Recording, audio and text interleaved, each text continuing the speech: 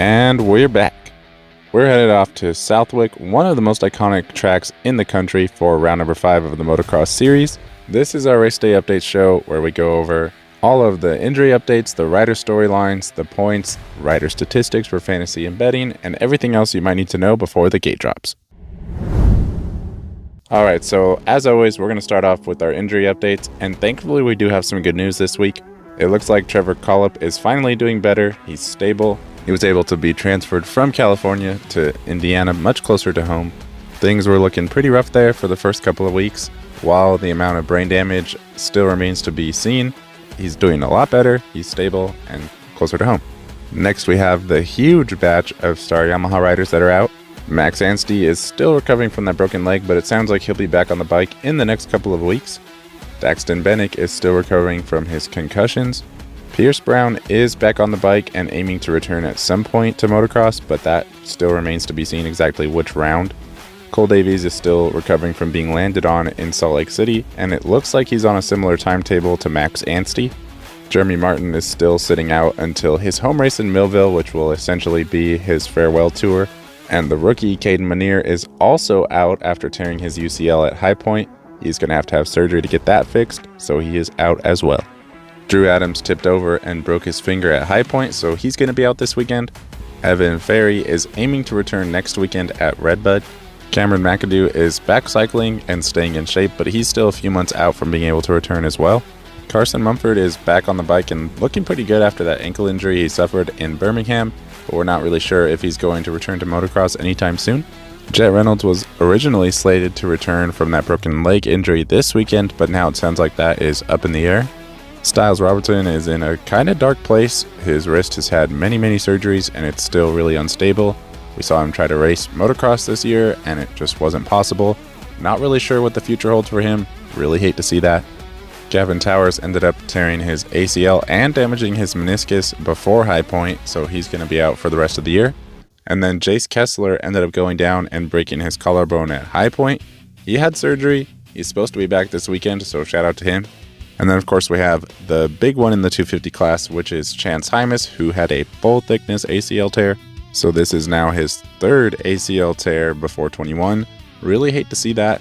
This is the first time he's damaged this knee, so expect him to be out for the rest of the year. Hopefully he can come back for Supercross next season. As far as the 450 class, Justin Barcia is finally returning to the series after dealing with some knee injuries. He's been cycling, trying to stay or get in shape. Dylan Ferrandis is still out with that leg fracture. Chase Sexton is still banged up, but he looks to return next weekend at Redbud. Ken Roxon is still recovering from his ankle surgery, and it's not exactly clear if he intends to race any motocross this season or not. And then we did see Malcolm Stewart get absolutely slapped by his handlebars last weekend. Thankfully, he's banged up, but alright, so look for him to return this weekend. Moving on to our 250 rider storylines as well as point standings. At the top, obviously, is Hayden Deegan. He has almost a full race lead now. I believe he's 42 points ahead of second place, which is Joe Shimoda. So obviously, Hayden's having a pretty good motocross season so far. Other than Thunder Valley, he's been undefeated so far this year. He also has a 100-point lead in the SMX standings. So as long as he finishes the motocross season, he will be your number 1 seed going into the playoffs. Anyway, like I was saying, behind Hayden, 42 points back is Joe Shimoda. Unfortunately, he did have a bit of a rough weekend at High Point, going 6-5 in the motos. So he has yet to replicate those solid finishes that we saw at the first 2 rounds. But this weekend might be the weekend for him to turn it around. He did get a moto win here last year, coming up through the field and getting around everybody to take home a moto win. Then in third, we technically have his teammate Chance Hymas, but as we just discussed, he is out for the rest of the year. So actually tied with him, now moving up to third, is Garrett Marchbanks. Last week he went 7-4 for another top 5 overall finish. He's definitely been rock solid. Levi Kitchen has had a couple of better rides than him, and I think Ty Masterpools even technically beat him at some point this year. But overall, he's definitely been the best pro circuit rider, so that's really cool to see. Next, 7 points back is Tom Vial, and he had a little bit of a better ride last weekend, going 4-2 for second overall. So definitely a step in the right direction, but also still off of what we would at least hope out of Tom right now. Next, we have Levi Kitchen, who went 2-6 for a sneaky third place overall finish last weekend. He's only 1 point behind Tom Vial right now, so definitely right there. He would definitely be a little bit higher up in the standings if he did not have such a bad opening round this season. So I'm curious to see how he continues to rebuild after coming back from that injury in Daytona. Does he get even better than where he's at right now, or has he already leveled off? Next, we have a pretty big gap back to 7th in the championship. 33 points behind Levi Kitchen is Casey Cochran. And while it is kind of weird to be 33 points behind the guy in front of you in the championship, Casey Cochran has still been having a really solid year. Last week he nabbed an 8th overall, and generally he's been getting really good starts and riding pretty good. I still feel like Ryder DeFrancisco is faster than him as far as the two Gas teammates, but he's definitely been riding way better as far as results. So I'm curious to see exactly how that situation develops as far as who gets what rides next season. 8th in the championship, actually tied with Casey, we have Ty Masterpool, and he had the same old story last weekend, but a little bit worse than usual. He had one good moto, one bad moto, going 9:17 for 13th overall. And personally, I was really disappointed. Obviously, we saw Ty get a win at High Point last year. We know that he's been dealing with some issues, but I was hoping for some good rides. We've seen him get top 5 in the motos, almost get on the podium, but he has really struggled to put together 2 strong motos, and I really hate to see this for Ty. It looks like he's probably not going to have a factory ride, at least not with Kawasaki next year. Not sure exactly where he's going to go. Hopefully something good happens and he can get something going for next season. Next up, we have Julian Beaumer, and he's only 1 point behind Ty Masterpool, but remember, he is coming off of that gnarly DNF that he had last weekend in the second moto of High Point. Motocross hasn't been exceptionally good for him, but he is still top 5 in the SMX overall standings, only 1 point behind Garrett Marchbanks, so he definitely has a reason to keep pushing and return this weekend. Rounding out your top 10, 5 points behind Juju, we have Max Foland. He's been pretty solid so far this season, but last weekend at High Point was actually his worst result so far, so I'd be curious to see how he bounces back this weekend. 2 points behind Max, we have Mikkel Harep. And what I think was pretty interesting about his performance last weekend is that he kind of got stuck in the back of the pack, and he really couldn't push past any of his teammates, including Austin Forkner, so he ended up going 19th in the moto, and then he bounced back really strong in moto number 2 with the 7th place finish. And that was without the help of the weather that we saw on the 450 moto. So pretty interesting stuff out of him right now. He had really good rides in High Point. I'm curious to see how he does in the sand this weekend. Another 2 points behind Mikkel, we have Michael Moseman, and he had a pretty good moto number 1 last weekend, getting 8th, but then he finished in 20th in moto number 2, so he has had some up and down finishes. He looked really good at Hangtown. But one interesting aspect worth noting is that if he keeps doing what he's doing so far this season, he's probably going to go into the playoffs in like the 6th or the 7th seed, so pretty good stuff there. He's actually locked in a pretty heated battle with Max Foland right now. So another interesting little dynamic there. He's basically the only other star Yamaha rider that's going to be racing for the next few weeks, so I am interested to see if that's going to land him a ride next season. Just the fact that he was able to get through the season, have some good results. We've seen him get podiums in Supercross, and he's looking pretty good at times in motocross as well. 13th in the championship, 5 points behind Michael Moseman, we have Seth Hamaker, and he came back super strong in moto number 1 last weekend, getting a podium. That was really great to see. He definitely struggled a bit more in moto number 2, but regardless, it's great to see him have the speed outdoors, something that we haven't had the pleasure of seeing him do much in the last few seasons, and it's always good to have as many contenders out there as possible. In 14th, another 2 points back, we have Jordan Smith. And according to Jordan right now, his struggle has been the initial launch off of the gate, which is causing him to get bad starts. I guess the Triumph is pulling pretty good down the straightaway, but getting it to the point where he can start pulling is tough. He's getting cut off and things like that. So they changed some things at High Point. That was going good. He actually got a good start in moto number 2, but ended up tipping over in the first lap. So he was only able to salvage a 16th. He feels like he could definitely be a top 10 guy, but he's going to need some better starts to get in there. Then rounding out your top 15, 6 points back from Jordan Smith, we have Dylan Schwartz. He had a rough Moto 1 last weekend, he DNF'd, but then he came back with a solid 12th place finish in Moto number 2. He's actually a really good rider. We've seen him get some Moto top 10 so far this season. I do expect him to do well anytime that he gets a good start. And it seems like, generally speaking, this Yamaha is suiting him better than the Suzuki was last year. 3 points behind him, we have Drew Adams, and like I said in the injury updates, he is out this weekend. And then we have to go another 8 points back to find Ryder DeFrancisco.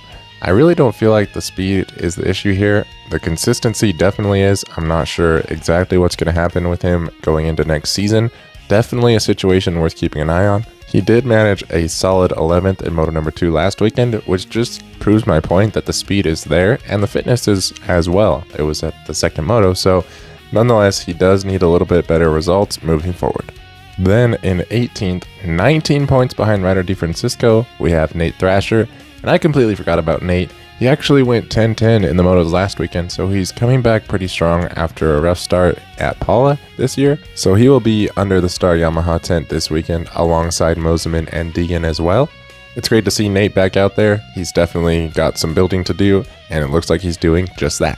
In 19th, we have Parker Ross, and this is a pretty interesting situation. He had some really good rides at the first 2 rounds of this season, and then he had 2 DNFs in Thunder Valley, and then he was outside the top 30 in both motos last weekend. I'm not sure exactly what happened, but there is quite a discrepancy between his results last weekend and the first 2 rounds. He looks to be healthy and lining back up this weekend, so I'm going to be keeping my eye on that as well. And then rounding out your top 20, we have Austin Faulkner.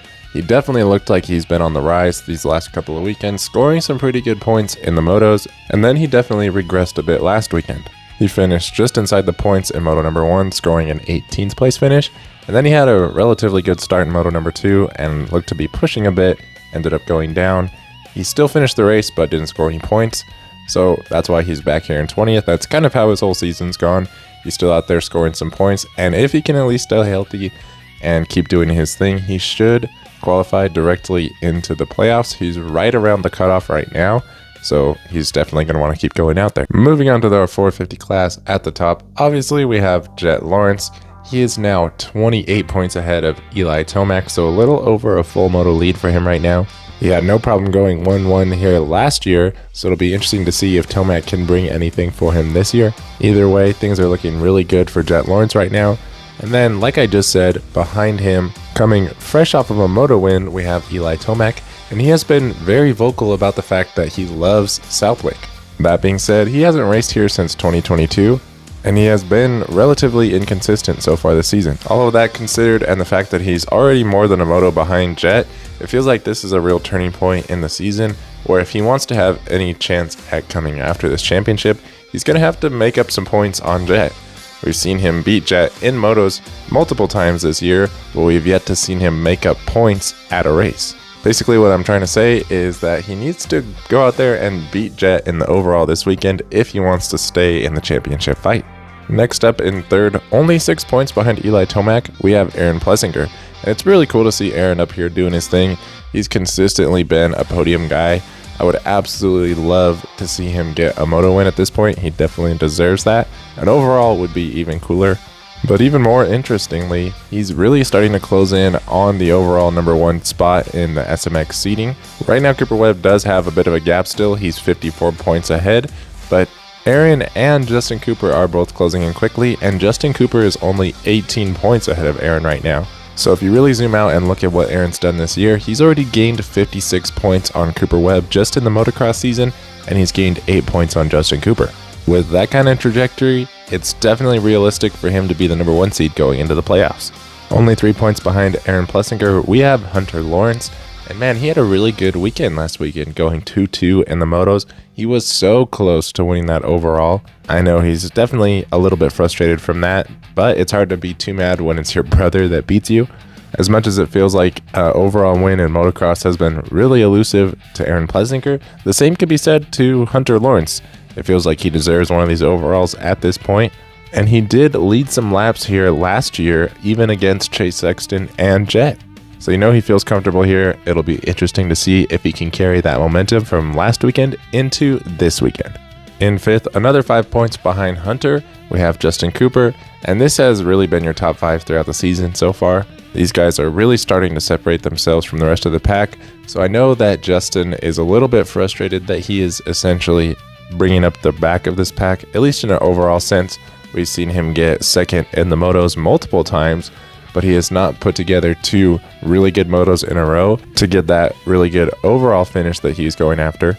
That being said, if he can continue to carry this momentum and maybe have a few more exceptionally good motos, he could actually end up being your number 1 seed going into the playoffs as well. In 6th, we have RJ Hampshire, and he is 31 points back behind Justin Cooper. That's kind of to be expected with the lack of consistency outside of the top 5. Those guys in the top 5 have been there every single race so far this season, and RJ Hampshire is definitely your 6th best guy. He essentially got 6th last weekend with 6-8 moto finishes. He did end up finishing 8th overall, but that's because he tied with Jason Anderson and Joey Savatgy.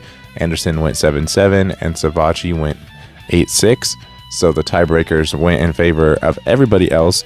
That being said, he has been riding extremely well, especially with this wrist injury that he's been dealing with. So it's great to see him up here, and he is starting to move his way up the SMX standings. He is still technically one place out of making it directly into the playoffs, but he has the 2 beta riders of Mitchell Oldenburg and Benny Bloss in front of him, and only a 24-point gap to get there, and those guys are not racing again this season until the playoffs, so he should definitely get directly into the main events. Likely in 17th seed, because the next closest guys after that is going to be Justin Barcia and Colt Nichols, and they look to be racing the rest of the season, and they also have a large points gap. 17 points back in 7th, we have Cooper Webb, and he's been essentially getting 7th every single moto, except for one 6th place up until last weekend, where he definitely seemed to be struggling at High Point. He barely scratched out a top 10 overall finish with 9-11 moto scores. And those types of performances are definitely not going to help him keep his number 1 seed that he has openly admitted that that's essentially why he's out here, is to try to get as many points going into the playoffs as possible. I haven't heard Cooper Webb really extrapolate as far as if there was any problems last weekend or anything like that. So I'm curious to see what his results look like this weekend. Does he get back to that 6th and 7th place range, or does he struggle in the sand? In 8th, now only 1 point behind Cooper Webb, we have Jason Anderson, and like we just talked about, he went 7-7 in the motos last weekend for 7th overall. Really good ride for him. And then only 1 point behind him, we have Joey Savatgy. Same thing could be said, he went 8-6 for 6th overall. Really cool to see that from a non-factory team. Joey's a really capable rider. We saw him looking really good at the end of Supercross. It's awesome to see him starting to have his finger heal and get some good speed and results outdoors as well. And don't sleep on him as we head into the playoffs, as he's going to be well inside the top 10 in the seeding since he's been racing all year. To round out our top 10, we have to jump another 16 points back to find Jorge Prado. And man, I don't want to say too much bad things here, but it's definitely been a struggle for Jorge. I was hoping to see a little bit more out of him. Obviously, I think most people were. I think we will see something at some point. We've already seen him get a top 5 in a moto, so at least there is some signs of life. Unfortunately, last weekend, the best he could do was a 12th in moto number 1. So definitely alarm bells going off. It sounds like he was absolutely grinding over the off weekend. He does seem pretty excited to come to a sand track. He said he grew up riding in the sand quite a bit. So if he cannot put in a good result this weekend, it's definitely going to be a blow to what's left of his confidence. Then we have to go another 16 points back to find Valentin Guillot. He ended up 17-13 for 14th overall last weekend. He's been pretty solid overall throughout the season. Obviously, that is why he's right here in 11th. I'm curious to see how he does in the sand. I feel like he could be a lot closer to a top 10 this weekend. Then in 12th, actually tied with Valentin right now, we have Cody Schock. We saw Cody have some really cool flashes at Thunder Valley, and then he backed that up with his best ride of the season at High Point. He actually bested Cooper Webb with 10-9 moto scores, finishing 9th overall, and he definitely earned those moto scores. It's not like he got a whole shot and faded back to those positions, so that was really cool to see. It's great to see Cody trending upwards. That being said, it's going to be really close if he can get into the top 18 and make it directly into the playoff main events. Right now, he is a few points behind Kyle Chisholm and Mitchell Harrison, which would get him into 21st. Then the next 2 riders is RJ Hampshire and Jorge Prado, who he's pretty much not going to pass. And those 2 riders will likely displace both of the Beta boys, taking the 17th and 18th place spots. So unless something pretty dramatic happens, Cody Schock will likely end up in 19th and have to race all the LCQs. So that's something to keep an eye on. If he is really starting to gel with the 450, I would not be surprised if we see him in 450 Supercross next season. In 13th, only 2 points behind Cody Schock, we have Benoit Petrel, and he definitely had a rough go at Thunder Valley with 2 DNFs, but he did bounce back strong at High Point, going 11-10 for 11th overall, right behind Cooper Webb. So he should be able to come back on the rise and pass at least a few of these guys in the points. But as you can start to see, Another talented guy who's likely not going to be in the top 18 in the point seeding process, so this LCQ in the 450 class at least is starting to look pretty deep. Then in 14th, we have Malcolm Stewart, and he's only 4 points behind Benoit, so he could definitely come back up there as well. We all saw what happened to him last weekend, getting sucker punched in the face by his handlebars.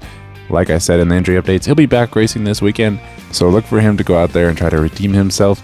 He has had 3 DNFs already so far in motocross this season, so I know he's looking to stay smooth and score some points. Then in 15th, 7 points back, we have Colt Nichols, and he's slowly been improving throughout the season. He finally had 2 solid motos in a row to get him his best overall result of the season, which was a 12th, so nothing to write home about, but definitely respectable, starting to stack some points, which is a good thing, because if anybody like Cody Schock was going to try to leapfrog his way into the top 18, right now Colt Nichols is the next closest guy. 16th in the points, we have the absolute warrior of Grant Harlan. He went ahead and took a week off after breaking some ribs, and then he just quietly came back, did his thing, and got a top 15 overall finish last weekend. And even in the absolute nightmare conditions that we had in Moto number 2, he still managed a 16th place finish. And this is the kind of stuff that I feel like the mainstream media should be all over. I know it's talked about briefly, but come on guys, this guy's out here racing with like freshly broken ribs, just absolutely killing it. I don't care what anybody says, to get a top 15 in pro motocross in the 450 class is so gnarly. So shout out to Grant Harlan, absolutely respect it.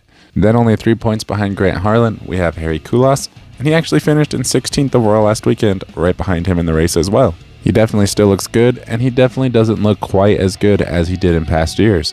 Whether or not he's actually regressed a bit or the field is just deeper is a little bit tough to say, but either way, it's great to see him out there scoring points and doing his thing. Another 5 points back in 18th, we now have Mitchell Harrison, and I think that this guy needs to be highlighted. It's been quite a bit since he's raced pro motocross, and his results are getting exponentially better each week. He got a 39th at round number 1. Then he was able to score some points with a 20th overall at Hangtown. Then he did what I thought was really good at Thunder Valley with the 16th overall, and now he jumped all the way up to 13th overall last time at High Point. So I'm really curious to see just how much this upward trajectory continues. Technically, he's still pretty significantly ahead of Cody Schock in point seeding right now. Cody Schock is obviously getting much better results, so I do expect him to catch and pass Mitchell Harrison, but there could be something to be said here if he can hold off Cody Schock and one of these other guys like Jorge Prado or RJ Hampshire does not finish the motocross season. Maybe he can get right in there. Either way, he did pretty good in Supercross. He's starting to do really good in motocross, so shout out to Mitchell Harrison. Then in 19th, another 6 points back, we have Derek Kelly, and he's been riding pretty good. He's been just scoring points quietly, and then last weekend, he just didn't score any points. Not a lot of talk about exactly what happened. He's been pretty quiet about it, but it looks like he's lighting back up this weekend, so hopefully he can rebound nicely. And then rounding out your top 20, we have another Derek Drake. He's only 2 points behind Derek Kelly, and he's only scored points at 2 of the rounds so far this year. He's definitely still struggling with his Lyme disease. Looks like he had a pretty good moto at Thunder Valley, where he was able to keep that under control. But it sounds like he's still about 6 months away from fully killing off the Lyme disease, so it really comes up and bites him at times, and he's not really sure how to control it at the moment. He's essentially guessing and taking educated guesses at the best way to keep his body from failing him during the races.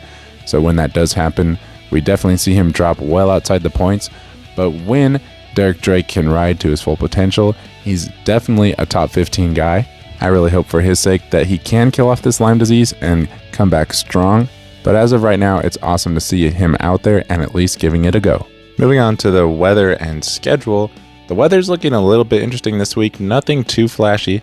The high for the day is only 79, but more interestingly, there's a slight chance of rain throughout the day. The riders at press day did report that the track was exceptionally dry, and it sounds like the track crew is prepared for some moisture to come into the track. And if there is a track that could take some extra moisture, it's Southwick, so nothing too concerning. It'd be more challenging with the goggle situation and things like that. But depending on how much it does rain, that could definitely spice things up a little bit. And as far as the schedule, it is a little bit different. Race day live will be kicking off at 10 o'clock Eastern time. And the races itself will be kicking off at 1 Eastern, but they will be starting off with the 450 class, and 450 Moto number 1 will be live on NBC.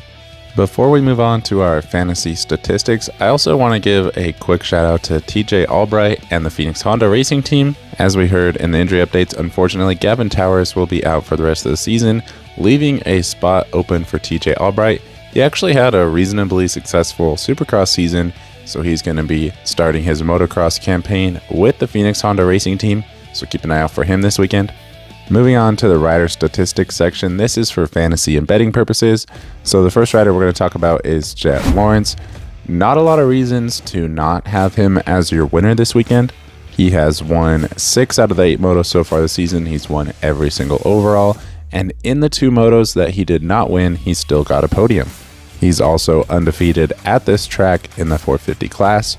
So really the only variable that we don't know about is exactly how that's going to stack up against Eli Tomac, since he's never raced Eli Tomac here at Southwick, and Eli Tomac does love Southwick.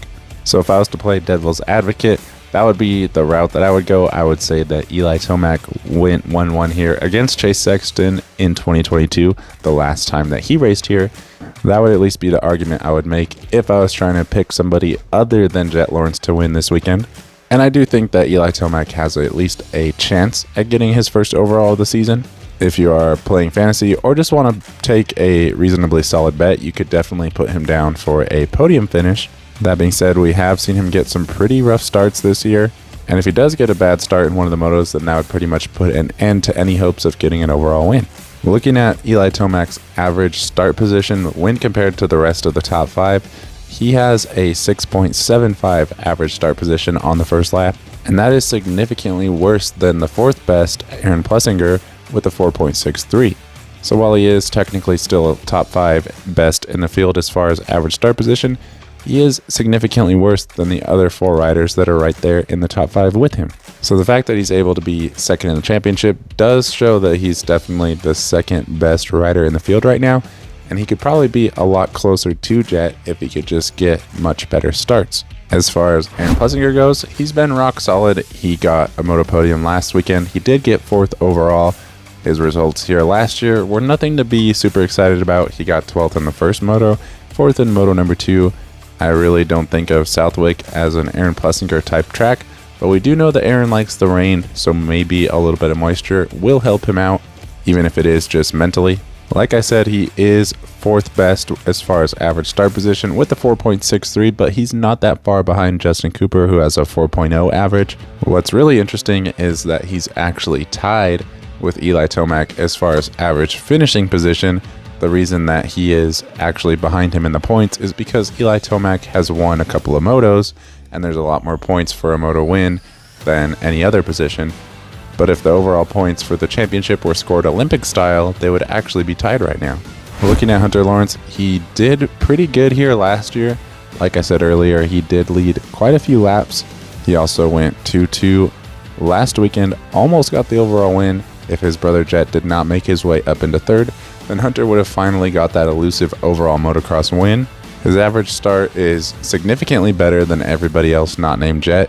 He's in the low 3s. So that could really play to his advantage this weekend. I do kind of expect him to be on the podium, at least overall. And then looking at Justin Cooper, he's definitely a top 5 guy. All 5 of these riders have been in the top 5 overall every single round so far. So if you guys are playing Rocky Mountain Fantasy, these guys should be your top 5.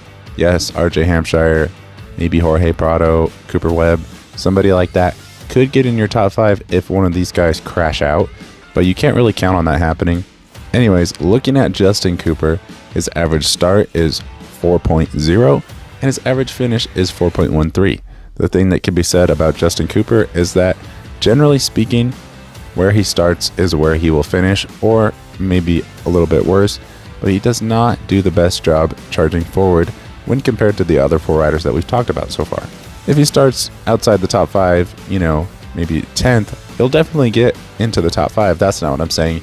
But if he starts in 5th, he's probably going to finish in 5th, maybe 4th if somebody makes a mistake. So if you're picking Justin Cooper to be on the podium, then that essentially means that you're betting on him getting 2 top 3 starts. As far as the wild card this week, it's going to be really tough. it is going to be 15th position. And there's quite a few guys kind of hovering around that 15th place. To me, it seems like there's 8 to 10 guys who could get that 15th spot. So the names that I would really start looking at is guys like Benoit Patrel, maybe Colt Nichols. Grant Harlan got 15th last weekend. Harry Koulas has been just a tick below that. Colt Nichols is actually 15th in the points right now, but he's been trending upwards. If you guys remember talking about him earlier, he actually had his best race of the season so far last weekend.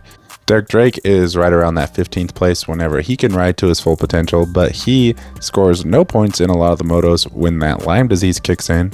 And then don't forget about Mitchell Harrison, who has been outside the top 15, but then he just finished well inside the top 15 last weekend, so maybe he fades back a few spots and gets 15th. I would just watch practice. There's going to be a lot of guys who are locals. They're going to mix it up as well. One of them could even get in the top 15. You really don't know. So see what's going on in qualifying, make your best guess. I really can't offer too much insight because it's so deep into the field and there's so many guys. But out of the names available, those are the ones that I can highlight for you guys. And with all of that being said, if you guys are still watching, thank you so much for sticking around throughout the entirety of the video. It really helps me out a lot and I really enjoy bringing you guys these videos.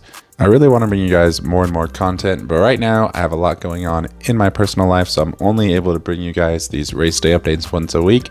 But I promise you, I will continue to grow the channel and bring you guys more cool content down the road. So for those of you who have been sticking around and supporting the channel, I just want you to know that it really does mean a lot.